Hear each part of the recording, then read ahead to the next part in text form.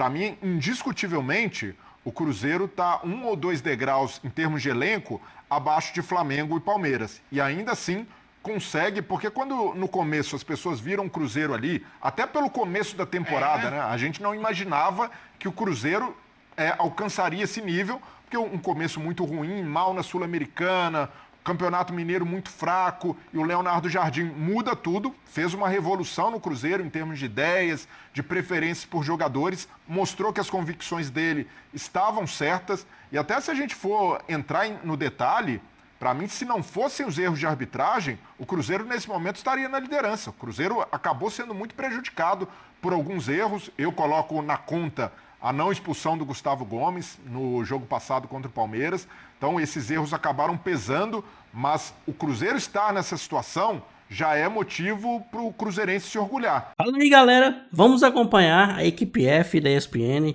comentando sobre essa grande vitória do Cruzeiro e colando aí nos líderes, né? Como disse o Breila, se não fosse os erros de arbitragem, o Cruzeiro seria líder do campeonato. Mas a realidade para time mineiro é isso aí, ó. Lutar contra o sistema é difícil. Mas é isso, galera. Já deixa aquele like, se inscreve e bora acompanhar o vídeo. Na verdade, é entrar no baile do título. O Cruzeiro ganhou do Vitória e quer seguir firme nessa luta aí. Todo mundo fala só de Palmeiras e Flamengo, o Cruzeiro também quer chegar. E a Nath Andrade vai chegar com a gente agora, direto do estádio lá, direto de Minas Gerais, para falar com a gente, direto do Mineirão, para contar como é que tá o ambiente lá e como é que foi o jogo. Ô, Nath, todo mundo aí, em Minas não tem esse papo, a briga é só Palmeiras e Flamengo, não, né? Tá o Cruzeirão, tá o cabuloso, não tá, Nath? Tudo bem? Boa noite, querido. Boa noite para vocês no estúdio, para o fã de esportes. Sabe aquele ditado que mineiro come quietinho, vai devagarzinho ali pelas beiradas? É o que o Cruzeiro tá fazendo, tá se mantendo vivo pela briga e ninguém aqui descarta o Cruzeiro nessa luta pelo título não, viu? Tá indo devagarzinho, conquistando os pontos, na calada. A equipe sempre fala, não, nossa briga é pela Libertadores, mas a gente sabe que não é, né? Todo cruzeirense vai estar de olho no Flamengo, no Palmeiras, inclusive teve muita gente comemorando a classificação dos dois times para a final da Libertadores para ver se esquecem um pouco o Campeonato Brasileiro e aí sobra para o Cruzeiro. O Cruzeiro tá muito vivo nessa luta. E vocês estão vendo o Mineirão escuro, o Mineirão vazio assim? Não tava vazio assim não, viu? Foram quase 60 mil pessoas hoje aqui para ver Cruzeiro e Vitória. Cruzeiro inclusive comemorou a marca de mais de 1 milhão de torcedores presentes no estádio nos jogos esse ano. É gente assim, a perder de vista. E o Cruzeiro deu show, acabou com aquela história de não ganhar de time que está embaixo da tabela, venceu e convenceu. O João Marcelo conversou com a gente essa semana, falou que o Cruzeiro precisava voltar a vencer. E vencer jogando bem, venceu jogando bem e fez aquilo que o Cruzeirense estava morto de saudade de fazer. Fez o K. O Vitória até começou atacando, assustou o Cássio no primeiro lance do jogo, tentou fazer um gol ali com 14 segundos, ia ser o gol mais rápido do campeonato, mas o Cássio salvou e aí veio o Caio Jorge de pênalti, quebrou também a escrita de não fazer gols de pênalti, marcou, comemorou muito com a torcida, beijou o símbolo, foi pra galera. Depois, Caio Jorge, de novo, confiante, marcou o segundo, teve até VAR para ver se ele estava impedido. Depois ele falou que sabia que não estava. Enquanto o VAR analisava, ele já estava comemorando com os companheiros, com os torcedores, também marcou o segundo. O Vitória diminuiu com o Willian Oliveira, mas não teve jeito. Veio o Arroio, marcou o primeiro gol dele com a camisa do Cruzeiro, ele que tentou muito, vem sendo muito pedido pela torcida do Cruzeiro, agora ocupou o lugar do Wanderson, né? Wanderson que se machucou naquele lance polêmico com o Gustavo Gomes, não joga mais esse ano. Arroio tá na vaga dele, marcou o primeiro, comemorou bastante também e conversou com a gente no fim do jogo, falou desse primeiro gol. Caio Jorge também conversou, Kaique que deu assistência, todo mundo muito feliz na zona mista do Cruzeiro, como a gente pode ouvir agora. Durante a semana nós treinamos bastante forte, consertamos algumas coisas ali que deveria ser consertada, que durante o jogo do Palmeiras nós erramos, mas hoje minimizamos os erros, ofensivamente fomos muito bem e graças a Deus somos vitoriosos. Minha assistência ali foi algo treinado, nós treinamos bastante essa bola e hoje graças a Deus deu certo. Sim, missão cumprida, fruto do nosso trabalho durante os dias de treinamento y gracias a Dios somos victoriosos. Un momento duro que mi compañero Wanderson se haya lesionado, pero nada, que se recupere pronto Y muy feliz por el gol, muy feliz. La emoción se nota ahí que primer gol con estadio lleno. Nada, agradecer a toda la afición por el apoio e graças a Deus por el primeiro gol. O gol traz de volta a confiança, é o que eu estava precisando. Você fica um tempo sem marcar, realmente você fica um pouco ali indeciso em algumas jogadas, fica um pouco de receio, mas hoje não foi diferente. Os gols apareceram, voltei a atuar bem, isso foi o mais importante. E a gente estava falando que essa vitória do Cruzeiro é grande, ela se torna maior quando a gente olha para a escalação. O Cruzeiro estava sem a zaga titular, né? Fabrício Bruno foi expulso contra o Palmeiras, Vidalba tomou o terceiro amarelo, João Marcelo, que não jogava um jogo completo há muito tempo, ele se lesionou, voltou contra o Vasco, mas entrando poucos minutos, jogou o jogo inteiro, conseguiu ir super bem na partida. Jonathan Jesus completou a zaga e também sem o Wanderson, né? Que está lesionado, mas o Arroio entrou, mostrou a que veio, fez o gol dele. Então o Cruzeiro, mesmo desfalcado, conseguiu vencer e principalmente convencer o torcedor que segue na briga. E não tem descanso, tá? Amanhã o Cruzeiro já treina para enfrentar o Grêmio no meio da semana. Beijo para vocês aí no estúdio. Obrigado, Nath. Bom descanso para você agora. Obrigado, parabéns pelo trabalho. E é o Cruzeiro vencendo o Vitória com o Mineirão lotado e todo mundo agora vai olhar para a questão da tabela. Eu estava olhando aqui, ó, porque tem o Palmeiras com 62 pontos, tem o Flamengo com 61 e o Cruzeiro com 60. Obviamente que o Cruzeiro tem 2 jogos a mais, o Flamengo vai jogar hoje, o Palmeiras joga amanhã. Mas eles continuam lá, viu, Zé? Eles estão lá, quietinho. A Nath falou que eles estão quietinhos. Eu não sei se nossos dois começarem a olhar muito liberta, bateção de cabeça ali, se eles não passam no... Na Fórmula 1 tem o vácuo, Zé. Mas vai chegar um momento em que as duas equipes vão precisar tirar um pouco o pé, né? A questão de administrar até para chegarem na final da Libertadores em boas condições de saúde, né? Com boas condições físicas. Nós estávamos falando aqui no Equipe F que é uma grande oportunidade para o Cruzeiro, né, nesse sentido, porque o Cruzeiro ainda, depois da final, ainda teremos 3 jogos, né, para se encerrar o campeonato. Existe essa possibilidade, então o Cruzeiro tem que aproveitar. É que as duas equipes, né, tanto Palmeiras como Flamengo, têm bons elencos, tem bons treinadores, eles conseguem fazer com que o time se comporte bem, consiga fazer um bom jogo. É que nós não sabemos agora como será daqui para frente, né? Em relação à tirada de pé dos times. Nós temos aí o Abel, que já tem uma experiência maior que a do Felipe. O Felipe até 2 anos atrás era jogador. Né? Então é uma situação diferente de você viver como jogador e você viver como treinador. Viver como jogador, você pensa só no jogo. Como treinador, você tem que administrar várias situações.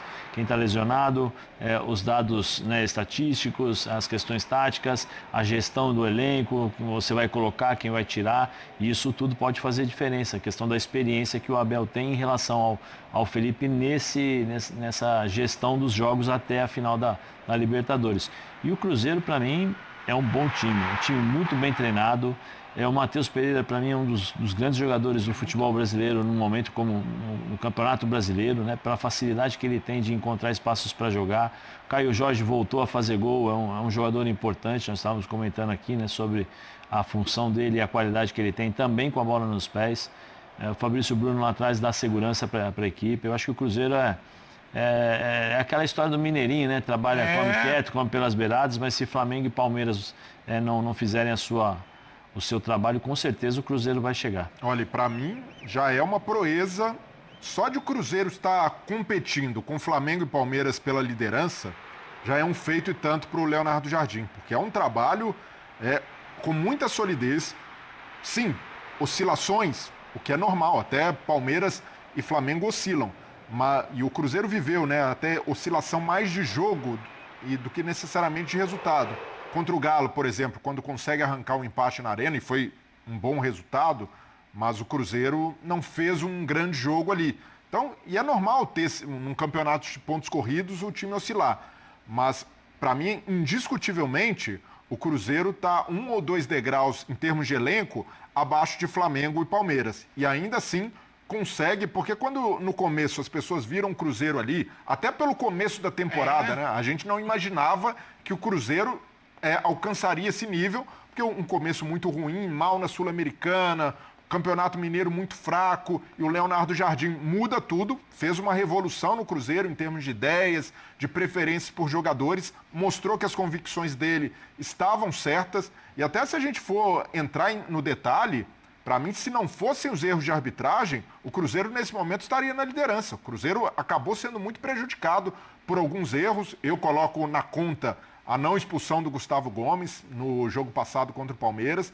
Então, esses erros acabaram pesando, mas o Cruzeiro estar nessa situação já é motivo para o cruzeirense se orgulhar. E tem a reta final da Copa do Brasil, que é só depois do Brasileiro. Nesse ponto, o Cruzeiro se favorece, né, dessa mudança no calendário, porque pode jogar com tudo agora no Brasileiro, apostar todas as fichas para continuar competindo até o fim pelo título. E ainda depois, olhando para a Copa do Brasil, em nível de jogo, em consistência na temporada, para mim o Cruzeiro é um dos favoritos ao título, até por ser o maior campeão do torneio.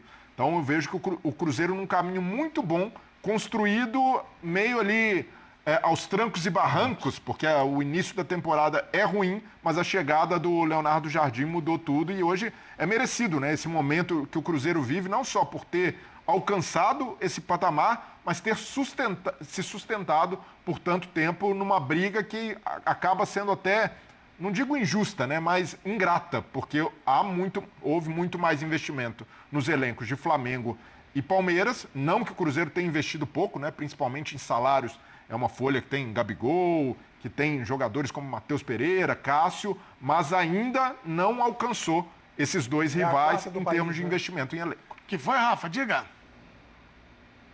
Não, é a quarta folha salarial do país. Acho que só fica atrás do Flamengo, do Palmeiras e do Botafogo, se eu não estou enganado. Mas isso caberia checar. Concordo com os companheiros em relação ao Cruzeiro, né? E assim, a gente precisa considerar, o Breler fala sobre os erros de arbitragem que prejudicaram o Cruzeiro, eu acrescentaria um outro elemento que ajuda a explicar o fato do Cruzeiro não ter mais pontos. Os tropeços contra times que lutam na parte baixa da tabela, né? Aconteceu contra o Juventude, aconteceu contra o Sport, e eu acho que isso também ajuda a, digamos, metrificar essa diferença matemática do que o Palmeiras tem, do que o Flamengo tem e do que o Cruzeiro tem. Hoje, muito em função de ter feito 2-0 com 23 minutos, o jogo se condicionou em favor do Cruzeiro. É mais uma oportunidade em que o Cruzeiro vence uma partida jogando em casa sem ter necessariamente o controle técnico do jogo.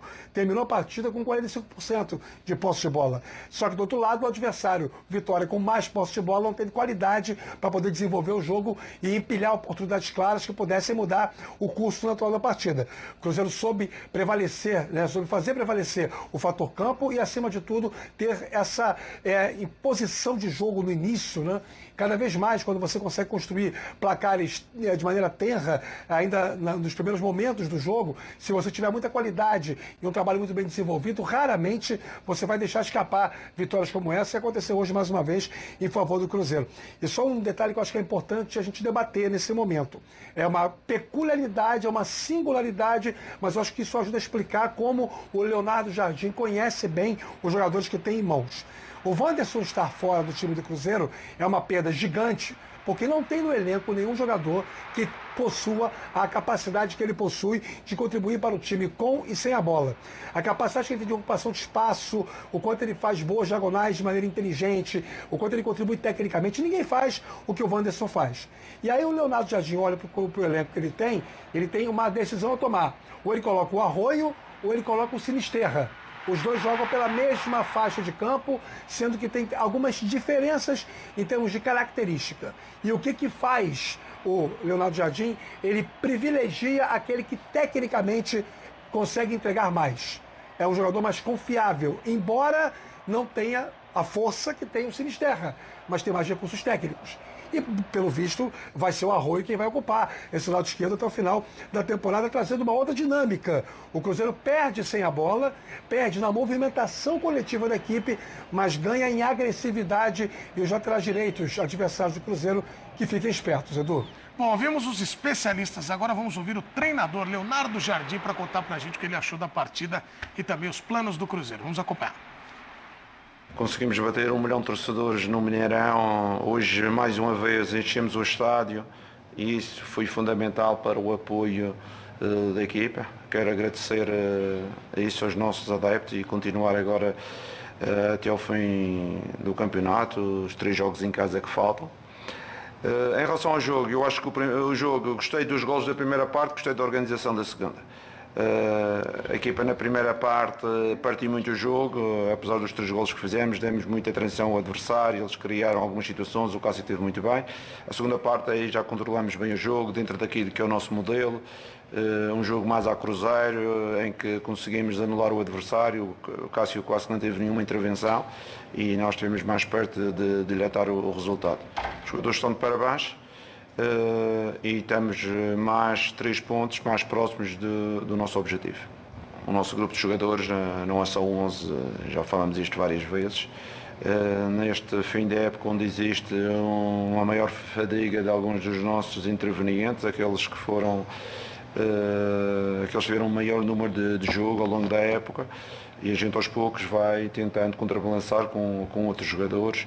Estou feliz pelo João, porque passou por uma fase muito difícil, uma lesão grave, e hoje consegui jogar os seus primeiros 90 minutos e também a sua primeira vitória no Campeonato Brasileiro. O Japa também teve um pouco de jogo.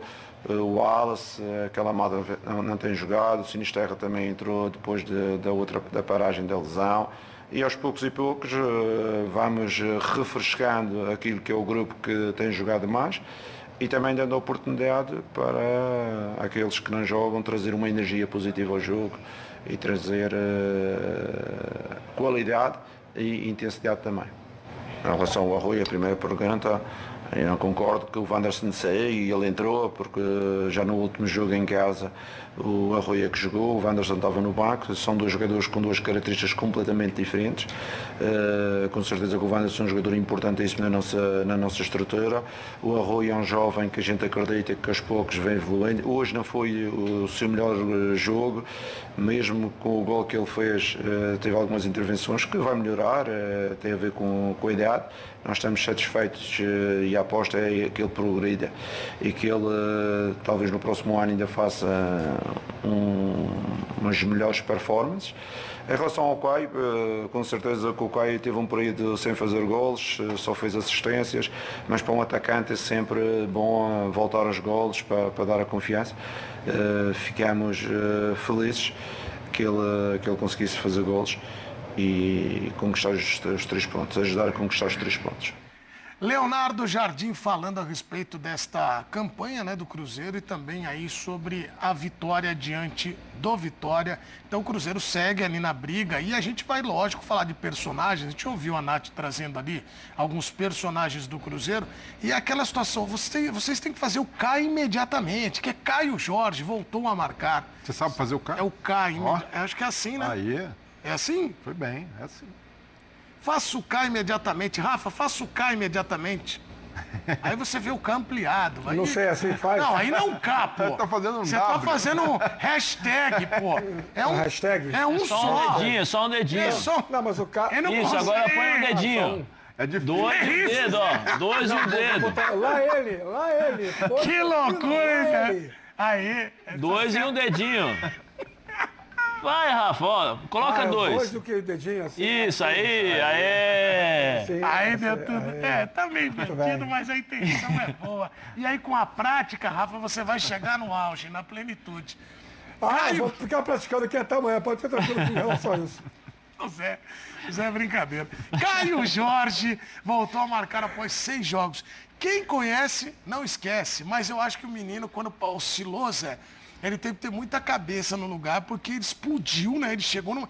Mas ele tem muita virtude, né? De tomada de decisão, de tudo isso. Ele é muito bom jogador, né? Porque ele participa ativamente do jogo do Cruzeiro, né? Não só nas finalizações, ele abre espaços, ele serve para fazer pivô.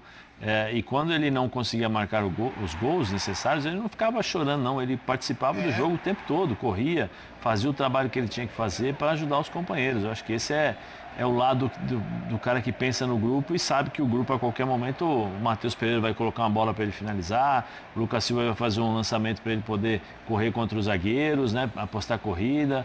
Né? Ele é muito bom jogador. A gente estava assistindo o jogo, eu falei, nossa, quem é esse aí que está dando pique? Ele pegou a bola na lateral, lá atrás e saiu correndo com a bola, levando e acabou conseguindo um lateral já para frente do meio-campo, ou seja, é um cara que participa. Então, é aquela história, tem que ter um pouco de tranquilidade, sabe que é uma situação normal, porque quando você estoura no campeonato do jeito que ele estourou, a marcação vai ser dobrada, os caras vão ter um pouco mais de atenção e tal. E ele continuou jogando da mesma forma, é natural. Acho que agora é torcer, né, para ele continuar marcando gols, porque o futebol é gol, né? E esse momento de seca do Caio Jorge coincidiu com a baixa do Cruzeiro como um todo. Se coletivamente o time para de produzir, e aí eu coloco na conta Matheus Pereira, que também baixou nos últimos jogos. Matheus Pereira, no momento em que o Cruzeiro tem a bola, faz praticamente uma dupla de ataque com o Caio Jorge, né? Ele encosta muito ali, ajuda bastante o Caio Jorge a ser alimentado durante as partidas, e como o Matheus Pereira também viveu esse momento de oscilação, naturalmente a bola passou a chegar mais quadrada para o Caio Jorge, ficou mais complicado gerar situações de gol para ele, e hoje, né, se a gente colocar aí o ano do Caio Jorge, o momento de baixa talvez seja aquele papelão lá contra o Galo, né, uma expulsão, até a reclamação era justa, né? Foi de fato uma bola que seria um tiro de meta para o Cruzeiro, o árbitro dá escanteio, sai o gol do Atlético e o Caio Jorge acaba fazendo aquela reclamação muito ali intempestiva, uma reclamação que não dava para o árbitro fazer vista grossa, toma o cartão vermelho, acaba prejudicando o time. Mas fora isso, esse aspecto comportamental isolado é um grande ano do Caio Jorge e é isso, dos atacantes no futebol brasileiro, dos centroavantes, se a gente colocar Vitor Roque, Pedro, e até pensando nos que estão lá fora, João Pedro, Richarlison, Hendrick, que voltou a jogar hoje pelo Real Madrid, o Caio Jorge está na briga para seleção brasileira e quem sabe até disputar uma Copa do Mundo. Então a temporada dele é tão boa a esse ponto, de credenciá-lo a quem sabe ter uma vaga na seleção. Não acho que é um absurdo pela fase, é um jogador tecnicamente muito bom, mas a concorrência também é muito alta. E ele já foi convocado. E tem uma informação... Não é, né? Diga, Rafa. Mas a concorrência é alta, sim. Concordo plenamente que não é nenhum absurdo pensar que ele possa ser um nome entre os 26 que vão à Copa do Mundo, mas, assim, ele tem algumas coisas contra ele, né? Apesar de viver um grande momento, o melhor da sua carreira, mostrando a sua qualidade com uma regularidade média, teve essa fase de 6 jogos sem marcar. Futebol é impressionante, né? A gente considera que ele viveu uma fase ruim, e eu concordo com essa narrativa, porque ele ficou 6 jogos sem marcar. Mas, assim, o que ele fez nos outros jogos, todos credenciam o Caio Jorge à condição de estar vivendo a sua melhor temporada como jogador profissional. Mas ele tem contra ele a concorrência ser mais tarimbada. Jogadores com idades semelhantes, tirando o Richarlison, que é um pouco mais velho, mas você tem ali na mesma faixa o Matheus Cunha, o João Pedro e esses caras que já carregam o lastro europeu. Eu sei que tem torcedor que odeia quando a gente fala sobre isso, mas é uma verdade insofismável. O que se pratica na Europa é um futebol de exigência competitiva superior ao que se pratica no Brasil na média.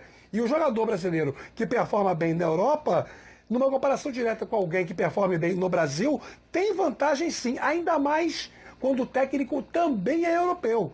Eu acho que esses elementos todos acabam sendo ruins para o Caio Jorge, mas direito de sonhar com a Copa do Mundo ele tem sim. Bom, e tem uma tela agora sobre Caio Jorge, faça o K imediatamente. Ele voltou a marcar após 6 gols. Olha lá, nem sabia que tinha isso. Todo mundo só fala isso, faça o K imediatamente. Na vitória de hoje, 2 gols, primeiro no ranking no time, finalizações 3, também o primeiro nesse quesito, assim como finalizações certas, 3 reações na área do rival. Ele não desiste jamais. Breiler, você que é centroavante, sabe disso. Ele não é verdade, cara? Ele é brigador. Goleador. E ele não se limita, hein, Rafa, Breiler e Zé, a ficar só lá, ou só brigar, ou só correr. Ele é um misto das duas, né, das funções. E ele não para de... É difícil pro cara marcar ele. Ele não Se dá tivesse essa missão... Não, isso para os zagueiros é muito difícil, porque ele não dá referência, ele não se torna uma referência, ele não fica parado o tempo todo. Ele se movimenta e assim, quando você joga com o Matheus Pereira ao seu lado, ou né, você na frente, ele vindo por trás ali, o Matheus Pereira, ele encontra os jogadores com uma facilidade enorme. Então isso é fundamental para um centroavante. E ele participa do jogo, como você falou. Ele não fica só correndo. Muitas vezes, quando ele tem que segurar a bola, chamar uma falta, ele tem essa capacidade também. Ele é bom jogador. Ô Zé, você jogou com o Ronaldo, tô aqui comparando o Caio Jorge com o Ronaldo, longe disso. O Rafa Breler e o Douglas Meia me contou uma história que eu achei engraçadíssima. E eu cobri aquele Corinthians, né? Então você via muito o Ronaldo. Douglas é um grande resenheiro, hein? E o Corinthians naquela época, o Ronaldo O que já não... tem de história essa criança? Esse aí é maravilhoso. E aí tinha uma delas, ele falou assim, cara, o Ronaldo, ele já não era de explosão, mas ele pedia a bola, ele tinha um nitro, igual videogame. Eu tenho só 3 tambores, eu vou gastar na velocidade. Aí ele fazia o sinal que era o seguinte, ele mexia o corpo para dentro do campo e o Douglas jogava perto. Aí ele fazia assim, ficou olhando para ele num jogo, no outro ele chamou e falou assim, deixa eu te contar, quando eu mexer para dentro do campo é que eu quero longe. Quando eu for para lá é que eu quero perto. Quer dizer, a inteligência de caras que se movimentam assim é de você já ganhar do cara no pensamento, né, Zé? Porque a gente chama de gato. Quem joga futsal sabe, né? Porque você dá a movimentação, dependendo da forma como você se movimenta, você direciona onde você quer receber a bola. E aí você precisa conhecer um pouquinho, né, para entender. Os técnicos de futsal chamam de balanço, né, Zé? Você faz o balanço, ou senão você dá o gato, né? Faz diagonal, porque faz o triângulo, que você faz a corrida em forma de triângulo para confundir os zagueiros. Você tem no futsal, né? Você tem algumas coisas, alguns movimentos que você leva para o campo, especialmente esses caras de velocidade. É que eu sou suspeito de falar do Ronaldo, porque eu tive um privilégio enorme. Deus me deu esse privilégio de poder acompanhar o Ronaldo aí durante um bom tempo, mas como eu falei, se você não dá a referência hoje, você tirando a referência para os zagueiros, se torna muito difícil, né, para quem está defendendo. E ele é bom jogador, ele é muito bom jogador, finaliza bem, tem consciência, tecnicamente, ele é bom jogador. Bom, e procurem aí no YouTube um jogo que o Zé Elias pifa o Ronaldo. Lembra desse, Zé? Algumas vezes. Zé! Isso aí, garotinho! Algumas vezes. Fala meu meio armador, hein? Não, algumas vezes. Tem aí alguns golzinhos que... O Zé... E os caras te chamavam de volante ainda, hein, Zé? Lógico que não era isso aí só. Não, tinha... De vez em quando chegava atrasado, era normal da profissão, né? Mas também tinha algumas assistências aí. Tem algumas. Você foi excelente volante, um ótimo meia. Aí quis jogar de centroavante lá, Aí o time caiu. Aí o time caiu. E até E é um espetacular comentarista. Foi na Grécia, né, Zé? Foi na Áustria. Na Áustria. Aí o time caiu, viu, Rafa? Depois eu te pago um café pelo espetacular comentarista. Mas essa do centroavante... Mas cada um no seu cavalo. Exato, aí já era demais. Mas Diga mesmo, pra gente arrematar o Cruzeiro. Aproveitando esse gancho das comparações, um ano atrás, por exemplo, antes do Gabigol fazer a mudança para o Cruzeiro, a gente até imaginava, o Gabigol tá indo para o Cruzeiro para ser o protagonista, para jogar mais, para ser o titular e pensando também na Copa do Mundo. E hoje o Caio Jorge passou o Gabigol na fila dos centroavantes para a Copa do Mundo.